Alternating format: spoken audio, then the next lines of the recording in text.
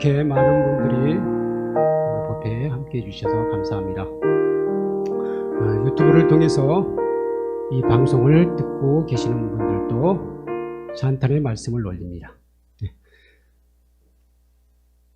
제가 후보법회 때마다 같이 하는 구호가 있죠. 그걸 먼저 하고 시작하겠습니다. 네, 저를 따라서 하시기 바랍니다. 내 생명 부처님, 무량공덕 생명, 사성제를 바로 알고 팔종도를 실천하며 육바라밀을 실천하고 십바라밀도 실천하여 우리도 부처님처럼 보현행원으로 보리 이루리. 네, 감사합니다. 네, 오늘은 팔종도의 세 번째 덕목, 정어, 바른 말에 대해서 말씀을 드리도록 하겠습니다. 팔종도의 첫 번째는 정견, 바른 견해. 여러분들 충분히 숙지하셨죠?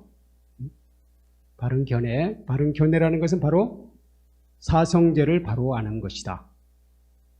사성제가 아니라 다른 말로 해도 괜찮습니다. 12연기를 바로 아는 것도 괜찮고요. 삼법인, 사법인을 바로 아는 것 다 좋습니다. 또 다른 말로 한다면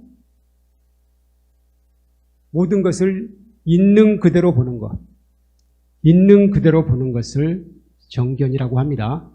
저는 항상 있는 그대로 보는데요 라고 반문하실지 모르겠지만 의외로 있는 그대로 보는 게 아니라 우리가 많은 경우 자기 생각대로 보는 경우가 많다라고 말씀을 드렸죠. 그리고 두 번째로는 팔종도의 두 번째가 뭐였습니까? 정사유였죠. 바른 생각이었습니다.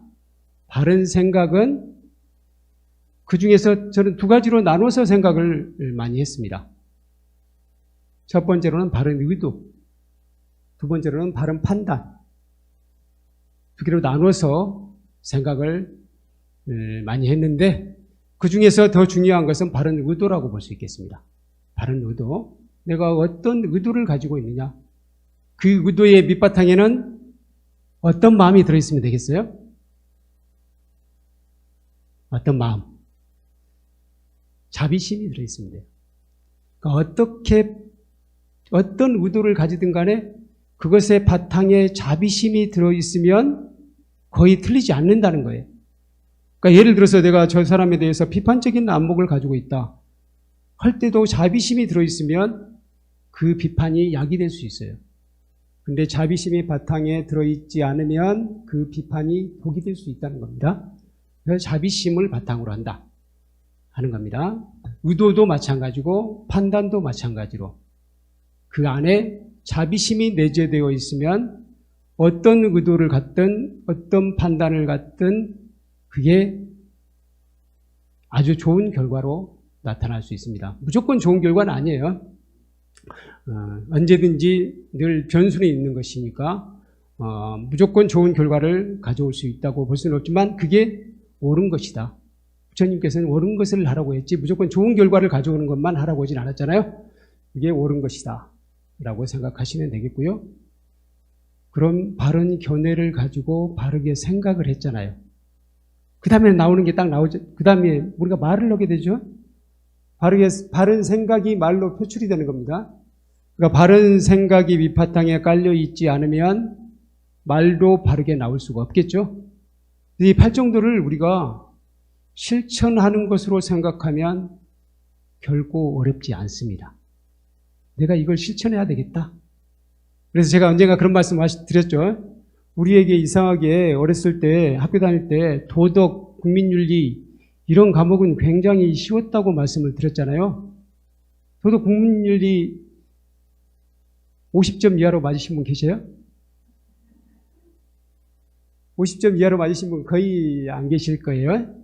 없었던 것 같아요. 거의. 아예 글을 못 읽거나 그러면 몰라도 그렇지 않은 경우는 다 도덕이나 국민윤리는 좋은 점수를 받았다는 겁니다.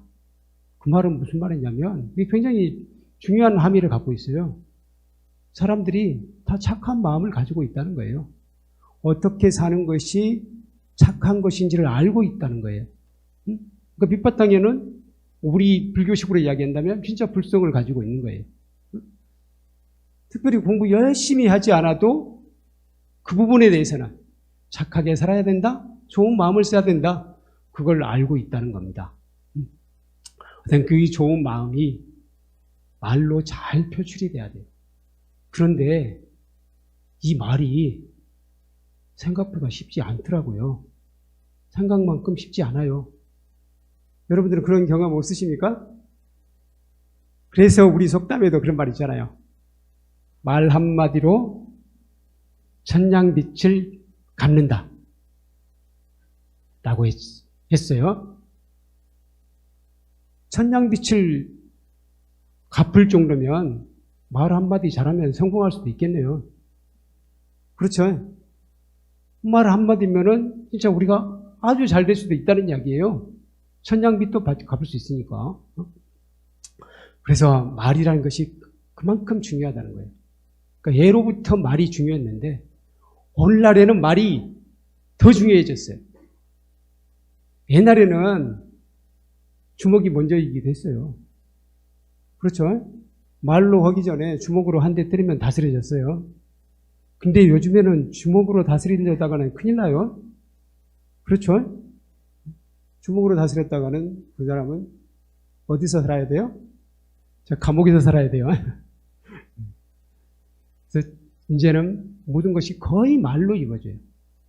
그리고 말이란 게 옛날에는 가까이 있는 사람하고만 말을 했잖아요. 근데 지금은 그렇지 않아요. 더 멀리 있는 사람하고도 충분히 말을 할 수 있어요.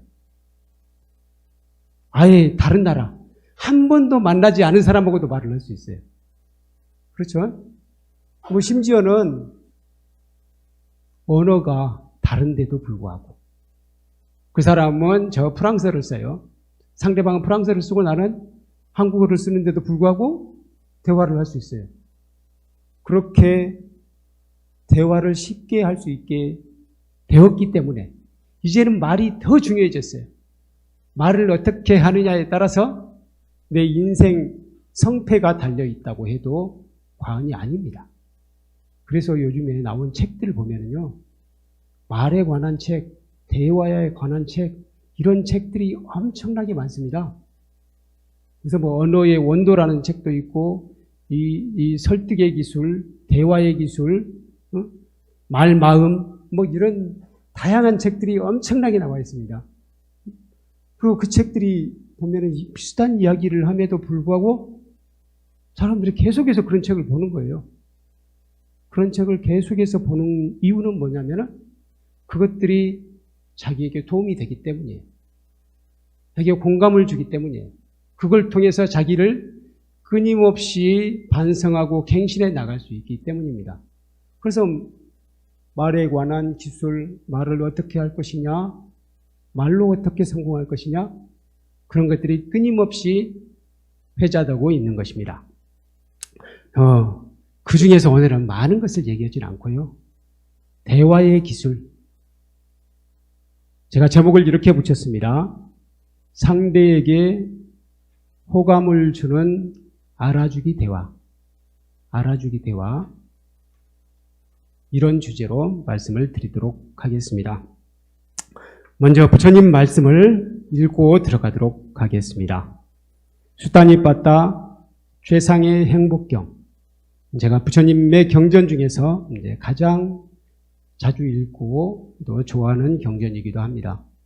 그렇게 하는 이유는 이 최상의 행복경 속에 너는 이렇게 살아라 하는 지침이 아주 곡진하게 들어있기 때문입니다.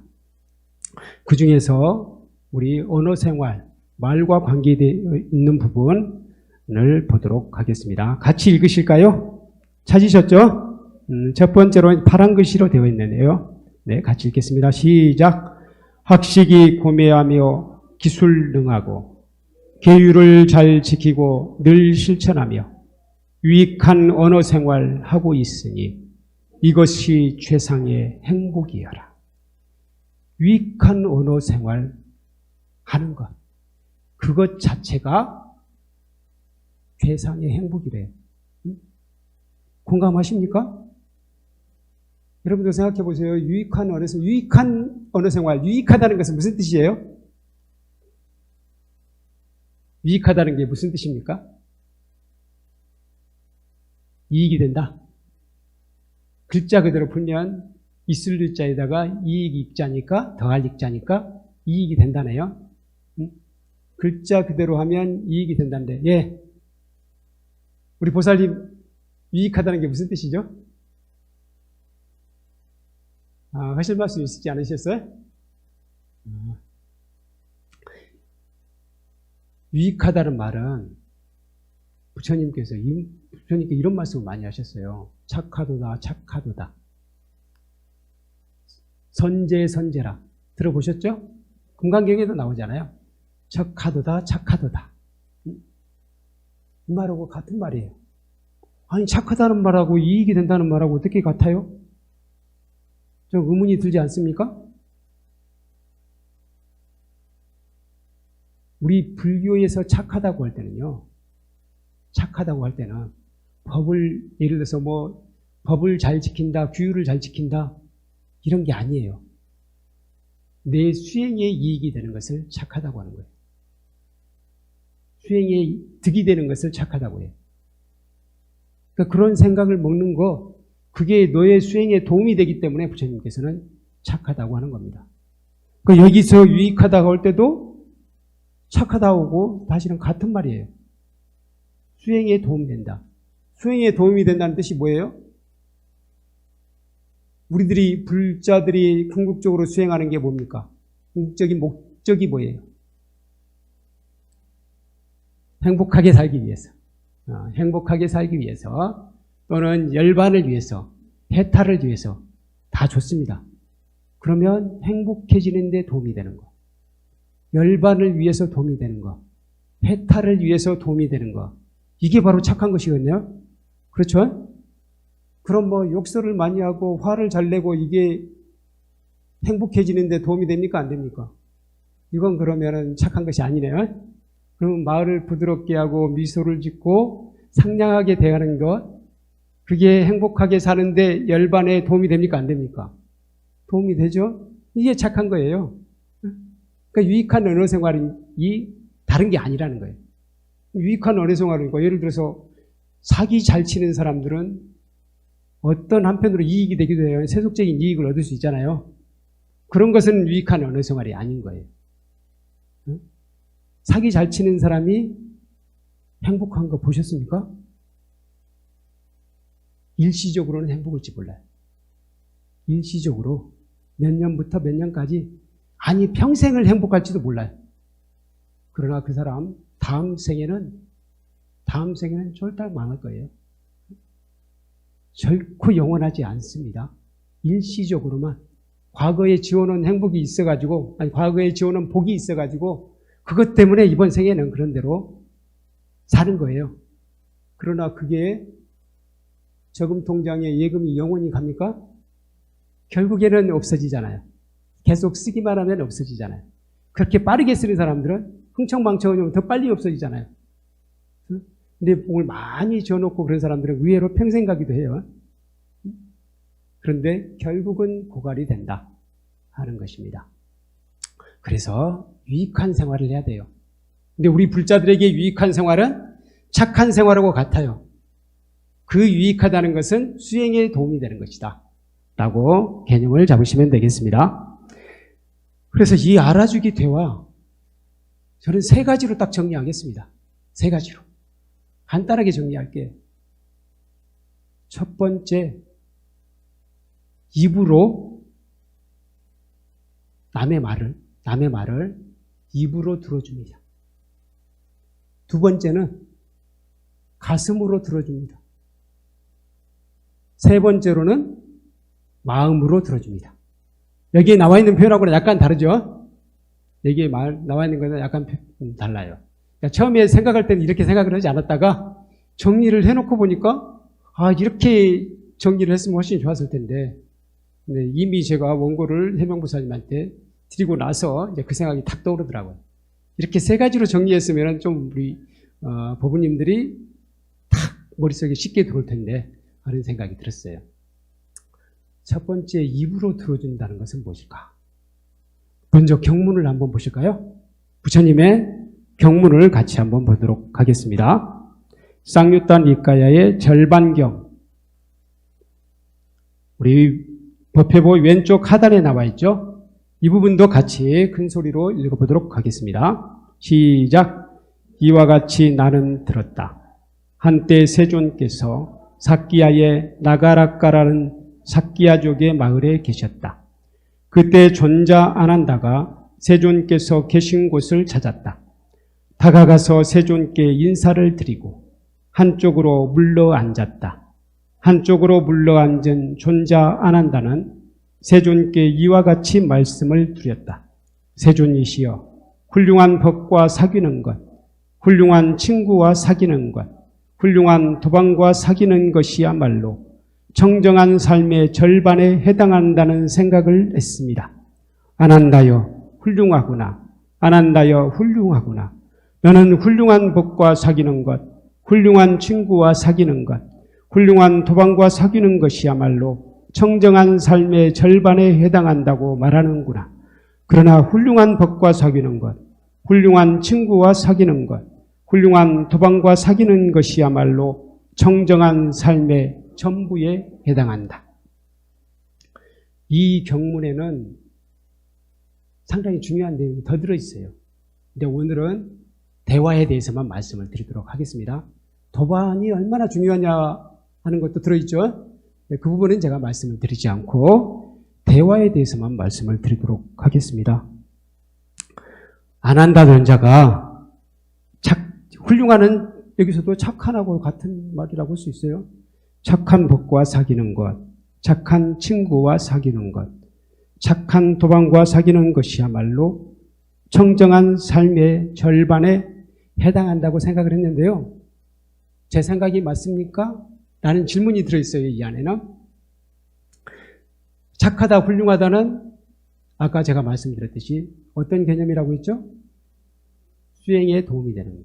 수행에 도움이 되는 도방과 사귀는 것이 어떤 것입니까? 라고 부처님께서 질문을 드렸어요. 그 다음에 부처님께서 어떻게 반응을 하시는지 이걸 보셔요. 이걸 보시면 우리도 이렇게 언어성화를 해야 되겠구나 하는 게 딱 보입니다. 그 다음 보세요. 아난다여 훌륭하구나. 아난다여 훌륭하구나.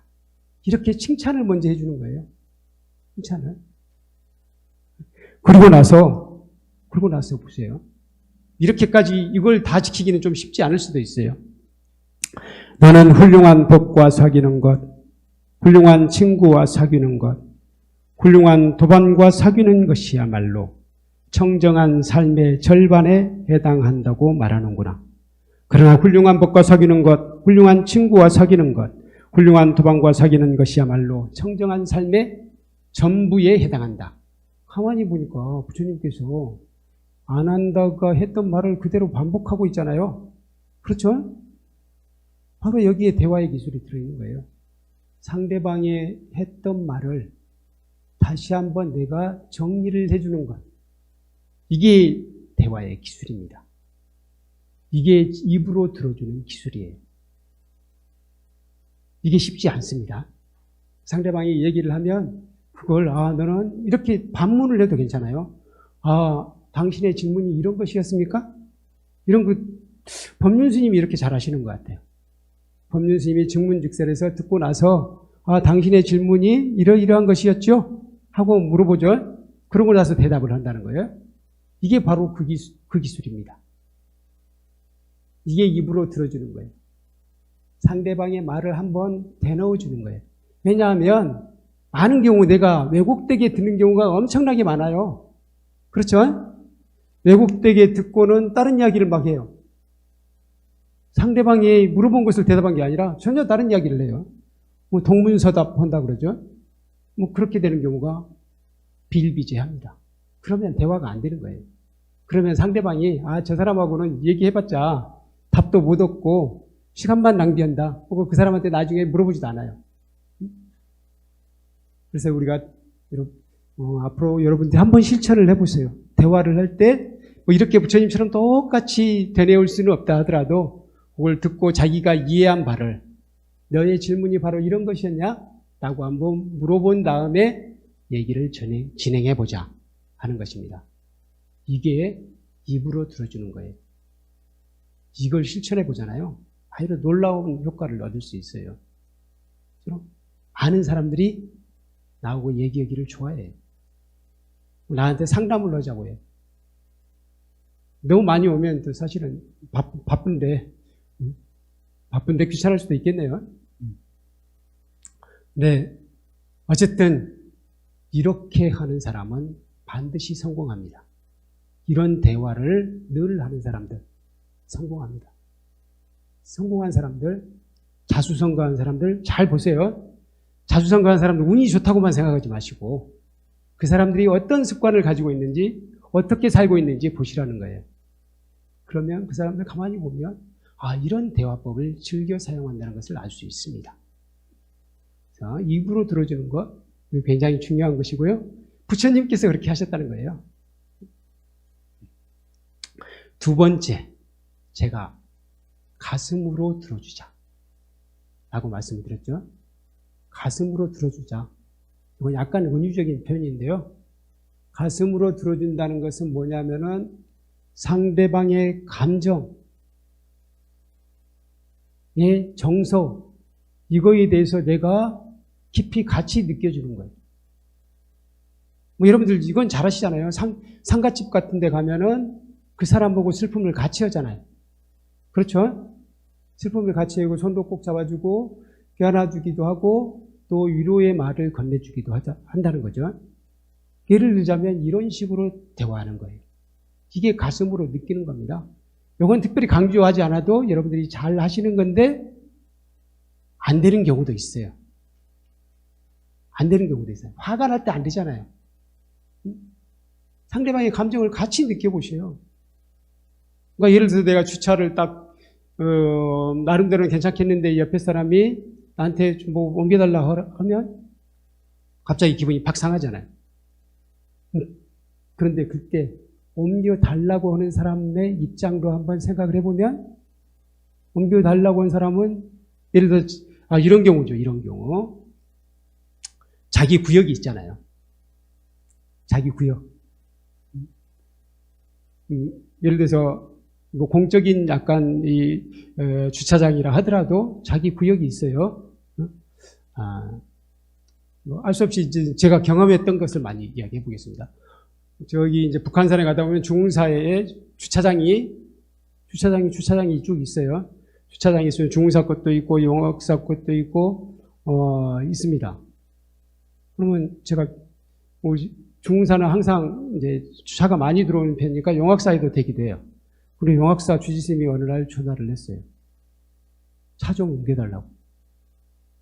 그런데 중흥사가 한 30분 걸어서 오겠잖아요. 그걸 그 말을 듣자마자 기분이 딱 상하잖아요. 그렇죠? 약간 기분이 상합니다.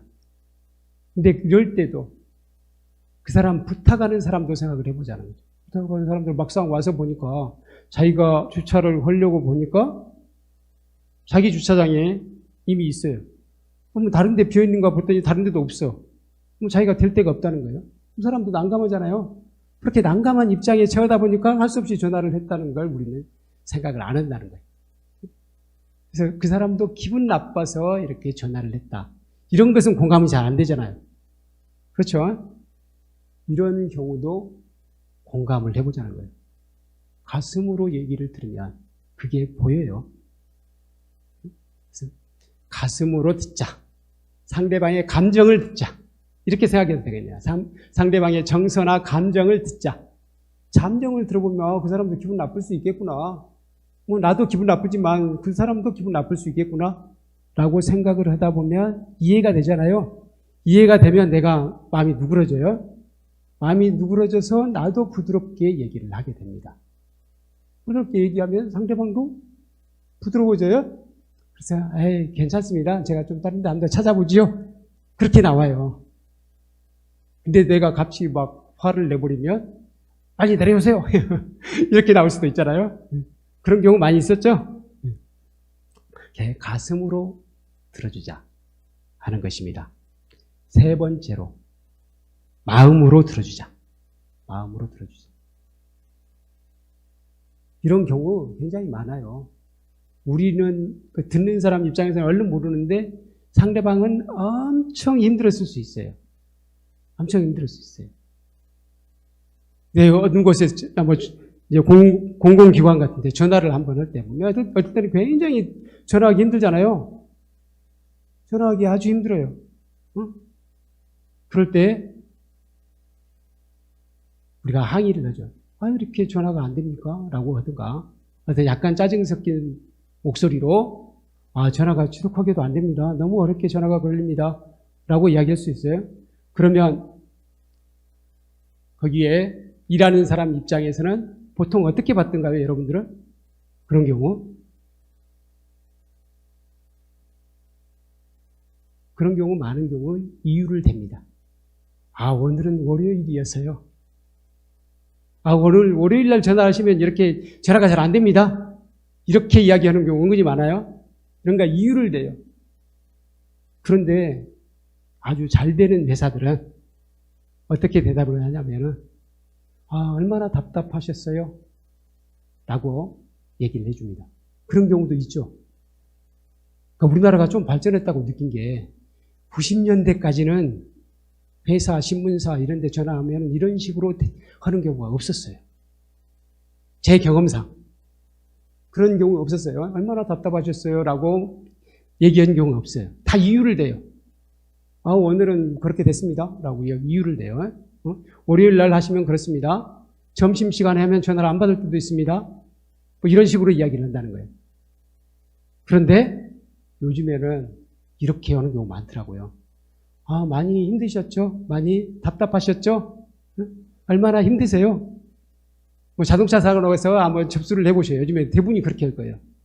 아, 많이, 아이고, 걱정이 크시겠네요. 그런 경우 많습니다. 실제로 자동차 사고가 안 나신 분들은 자세히 잘 모르시겠지만 자동차 사고 나보신 분들은 보험회사에 요즘에 전화하면 대부분 이렇게 한다는 걸 알 수 있을 거예요.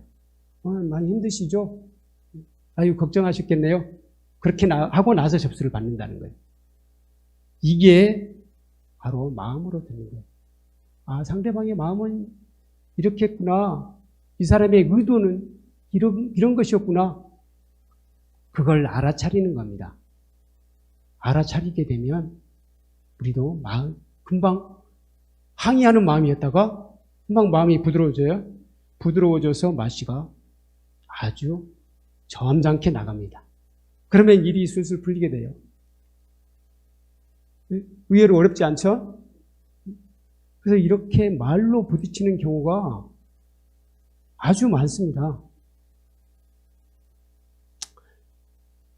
최근에 서울 국제명상 페스티벌이라는 게 동국대학교 주최로 열렸어요.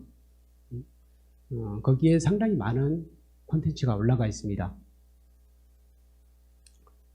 시간이 되시면 서울 국제명상 페스티벌 치면은 나옵니다. 유튜브에서 치면 나와요.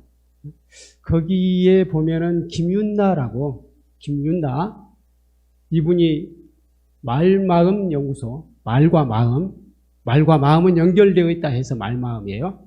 말마음 연구소 소장이신데요. 이분이 대화 명상이라는 주제로 영상을 올려놨어요. 그걸 한번 보시면은 또 다른 대화의 기술을 들으실 수 있을 겁니다. 그러니까 이분이 강조한 게 뭐였냐면요. 이분은 첫 번째로는 이 알아차림이었어요. 알아차림하고 이것하고 저절로 연결이 됩니다. 아까 입으로 들어주자 할 때는 상대방이 말했던 것을 내가 다시 한번 되뇌어주는 것이었잖아요. 상대방의 말을 되뇌어 주려면은 내가 상대방의 대화에 집중하지 않으면 안 돼요. 그렇죠? 그 사람 말을 반복해 주려면 그 사람 말을 잘 듣고 있어야 된다는 거예요. 알아차림으로부터 시작된다는 거예요. 좋은 대화는 알아차림부터 시작됩니다. 상대방이 뭘 하고 있는지를 잘 알아차린다는 거예요. 잘 알아차리고 그것만 알아차리면 되는 게 아니라 듣고 있는 나의 마음, 나의 생각, 또 나의 몸이 막 반응을 하기도 하잖아요. 뜨거워지기도 하고 뭐 호흡이 빨라지기도 하잖아요. 이런 것들을 다 알아차린다는 거예요. 이 알아차림이 굉장히 중요하다고 이야기를 했고요. 두 번째로는 공감이라고 했습니다. 공감. 상대방의 아까 감정에 공감한다 그랬죠? 감정에 공감한다. 상대방의 의도에 공감한다. 이게 중요하다는 거예요. 알아차림과 공감. 이 두 가지 제가 지금 아까 다른 각도로 말씀을 드렸지만 다 연결되어 있어요. 알아차림, 공감. 이게 굉장히 중요하다는 거예요. 그래서 이분이 자신의 경험을 한 가지를 말씀을 해주셨어요. 그게 어떤 경험이었냐면 이분이 이제 말마음 연구소를 설립해서 그런 사람들이 말로 임해서 서로 상처를 주고 상처를 받고 그런 것들을 해소하기 위한 여러 가지 프로젝트를 진행하는데 자기 팀을 꾸려가지고 이제 진행을 하는 거예요. 근데 그 중에 팀원 중에 한 분이 상당히 고압적인 자세예요. 일은 엄청나게 잘하는데 일을 굉장히 잘해요. 정리도 잘하고 똑소리 나요. 우리 머릿속에 똑순이라고 이야기하잖아요. 똑순이에요, 일종의. 그래서 뭐든지 잘해요. 그런데 사람들한테 대하는 태도가 상당히 냉랭해요. 그래서 많은 경우 그것도 모르는 식으로 하고 똑바로 하세요 하고 이런 식으로 하는 사람이 있었대요. 그래서 많은 사람들이 같이 일을 하는데 불편을 느끼는 거예요. 그래서 이 김윤나 소장이 팀장으로 있으면서 이 사람에게 한번 주의를 줘야 되겠다 라고 생각을 했대요. 근데 이분도 남에게 싫은 말을 잘 안 하는 스타일이래요. 그래서 얘기를 해야 되는데 하고 생각하다가 어쨌든 안 할 수가 없어요. 본인이 팀장으로서 안 할 수가 없어서 이제 나름대로 무의익었다고 생각했을 때 얘기를 했답니다. 지금 일도 좋지만 많은 사람들이 당신 때문에 힘들어하고 있습니다. 너무 일만 앞세우지 말고 서로를 이해하면서 아주 즐거운 마음으로 일하도록 합시다. 그러니까 말씀도 좀 부드럽게 해주시고요. 좀 너무 고압적인 자세도 좀 내려주시기 바랍니다. 라고 이야기했대요. 그랬더니 이분이 하신 말씀 바로 탁 그 말을 듣자마자 이렇게 말씀을 하셨대요. 팀장님, 남의 말에 흔들리지 마시고 일이나 하세요. 그랬답니다. 충분히 이해가시죠? 이분이 그 말을 듣고 갑자기 혈압이 확 올라오면서 주위가 캄캄해지더래요. 그런 경험 있으세요? 갑자기 캄캄해지면서 뭔가 핑 도는 것 같은 느낌이 들더래요.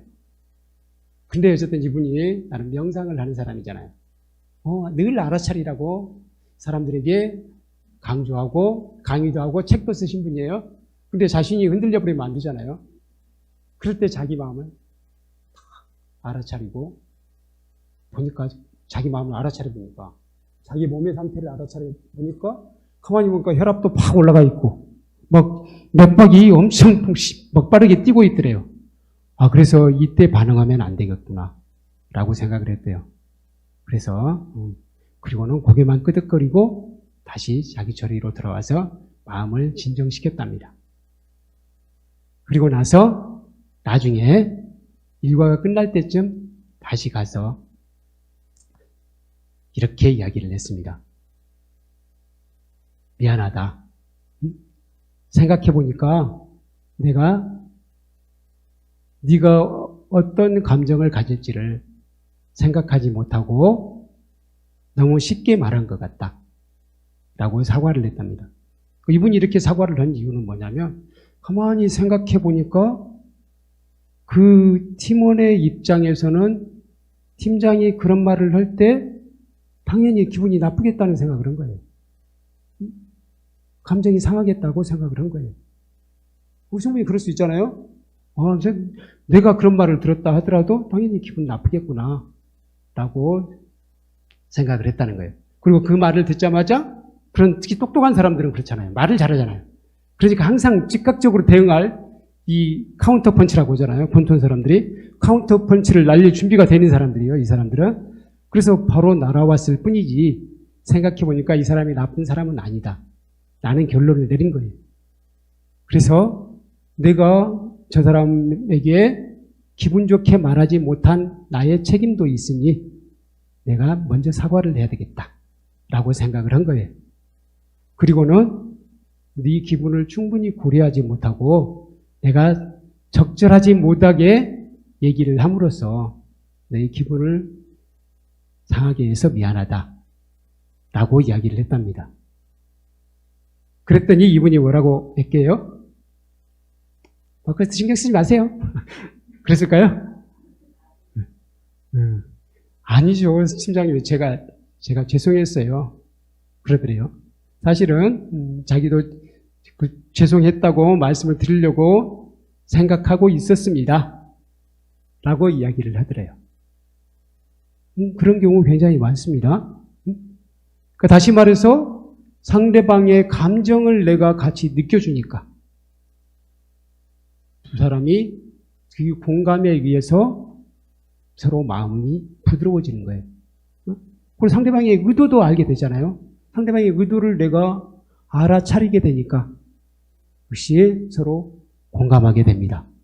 자, 이렇게 대화는 첫 번째로는 알아차림이고 두 번째로는 공감이다. 그걸 이렇게 이해하실 분은 이렇게 이해하셔도 좋고요. 저처럼 입으로 들어줍니다. 두 번째로 가슴으로 들어줍니다.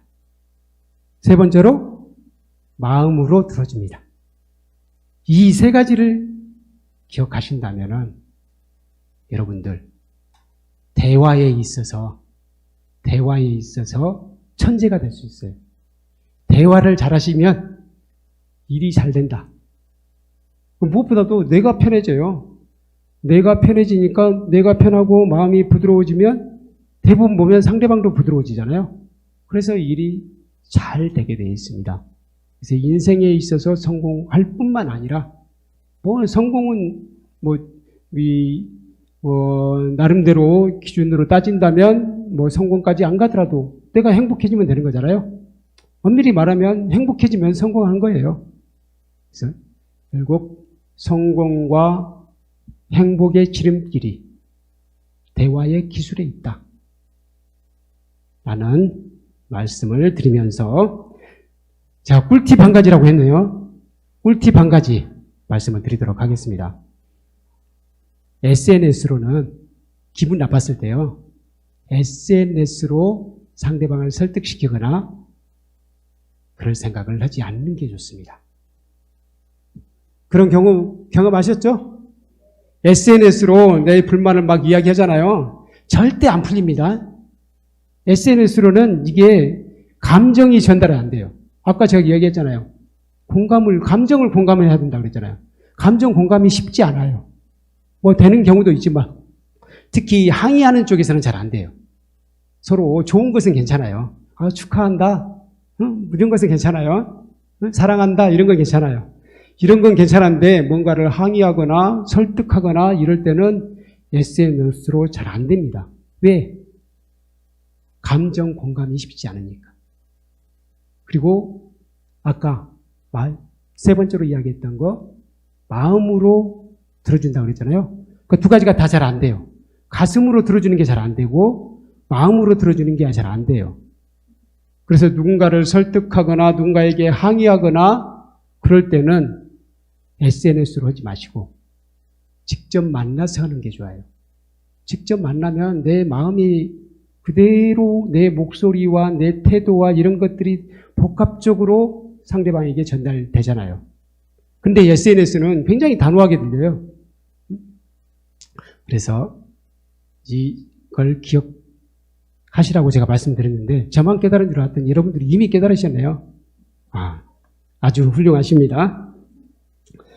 예, 그래서 마지막 본래는 제가 만미에는 선시 한 편씩을 전해드리는데요. 선시는 이런 말 대화에 관한 게 저는 못 찾겠더라고요. 그래서 옛날 선생들은 진짜 대화에 있어서는 문제가 없었구나 그런 걸 느꼈어요. 그래서 선시에서는 못 찾고요. 제가 저의 다짐을 밑에 적어놨습니다. 이것도 같이 한번 읽으실까요? 오른쪽 밑에 파란 글씨입니다.